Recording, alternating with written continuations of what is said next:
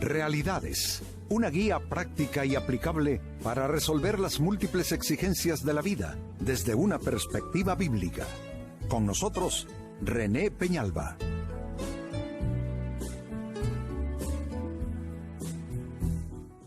Amigos de Realidades, sean todos bienvenidos. Para esta fecha nuestro tema: el dolor es inevitable, la amargura es decisión. Creo que nadie está exento de tener que experimentar dolores en esta vida por causa de pérdidas, fracasos, dificultades que son propios de la vida humana. El dolor es absolutamente inevitable. Nadie puede realmente ponerse a esperar o a pedirle a Dios que los dolores no nos alcancen. Es casi que parte del proceso formativo del ser humano. De ahí la importancia, amigos, de nuestro tema. El dolor es inevitable. Lo que sí es evitable es la amargura, porque la amargura, aún estando en el dolor, es una decisión. Significa que nadie puede realmente culpar a otros o decir que la causa son sucesos duros de la vida como para estar amargados, porque para estar amargados es que uno tuvo que haberlo permitido así. Entonces este es nuestro tema: el dolor es inevitable, la amargura es decisión. Al respecto, Pablo nos indica que uno puede contrarrestar esas fuerzas negativas, destructivas, enfermizas dentro de uno, como son la amargura y todos sus derivados. Él escribe en su carta a los Efesios, capítulo 4, versículo 31, lo siguiente: quítense de vosotros toda amargura, enojo, ira, gritería y maledicencia y toda malicia. Noten cómo comienza él hablando. Dice: quítense de vosotros.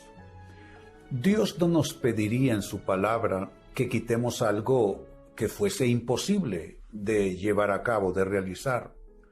Si la palabra dice quítense de vosotros, es porque en realidad esto va y viene a razón de la voluntad de cada persona. Entonces, mire todo lo que asocia la amargura. La amargura asocia enojo. Pues por supuesto, si la amargura básicamente es una especie de aleación de enojo y dolor. Entonces, claro que el enojo es vinculante con la amargura. La ira, la amargura tiene ira comprimida en la persona. Gritería, las personas amargadas, unas optan por el silencio, pero la mayoría optan por estar en una protesta incesante por todo y por todos. Y así maledicencia y malicia que acompañan a la condición de la amargura. Pero aquí lo importante, amigos, es lo que está diciendo Pablo: quítense de vosotros toda amargura. Amigo, amiga, no pidas un milagro en estos términos. No le pidas a Dios que te quite la amargura, porque es tu responsabilidad hacer esa limpieza interior, buscar esa limpieza interior. Entonces, eso te hace absolutamente responsable. Pues bien, si eres entonces responsable, la pregunta a continuación es importantísima: ¿cómo evitar que el dolor se vuelva amargura? No podemos evitar el dolor, porque tendríamos para ello que ser insensibles totalmente. Pero aunque no se puede evitar el dolor, ¿cómo evitar que el dolor evolucione y se convierta en una enfermedad? Porque la amargura es una enfermedad del alma. La amargura es una enfermedad que tiene un elemento psicológico enfermizo, un elemento emocional enfermizo. Entonces, ¿cómo evitar que el dolor, que es algo natural, se convierta, se evolucione en términos de enfermedad y se torne en amargura? Muy bien, trabajemos con la pregunta. Primera respuesta: ¿cómo evitar que el dolor se vuelva amargura? Debes decidir, y mira qué palabra estoy utilizando, decidir, eso tiene que ver con voluntad. Tienes que decidir no quedar atrapado en sucesos negativos de tu vida. Es decir, tienes que avanzar y ya no estar mirando hacia atrás. Hay personas que quedaron encadenadas a un suceso, encadenadas a un traumatismo de vida, a una mala experiencia. Incluso algunas quedaron encadenadas a una relación que ya no existe. Pero todavía el recuerdo de esta persona, todavía el solo nombrar a esta persona produce ese efecto dentro de este otro que está herido todavía. Pero qué importante es tomar decisiones. ¿Para qué vamos a estar nosotros envenenándonos poco a poco, recordando eventos y sucesos y aún personas que más bien debiéramos de tratar de olvidar? Me parece que la amargura, y escuchen esto que es importante, la amargura puede ser adictiva en algunos casos.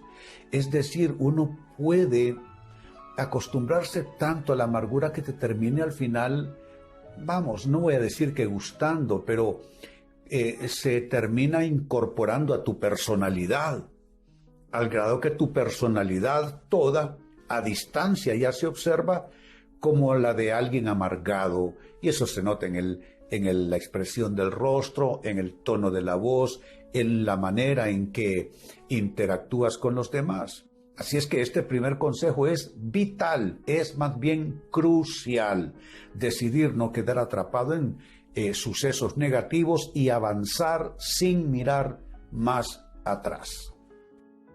Segundo consejo, ¿cómo evitar que el dolor se vuelva amargura? A lo que duele, te doy un consejo. A lo que duele, llámalo vida. Pero no le llames con nombre de persona. Mira qué importante es esto. A lo que duele, llámalo vida. Porque en la vida hay dolor. Pero no le llames a tus dolores con el nombre de personas. ¿A qué me refiero con esto?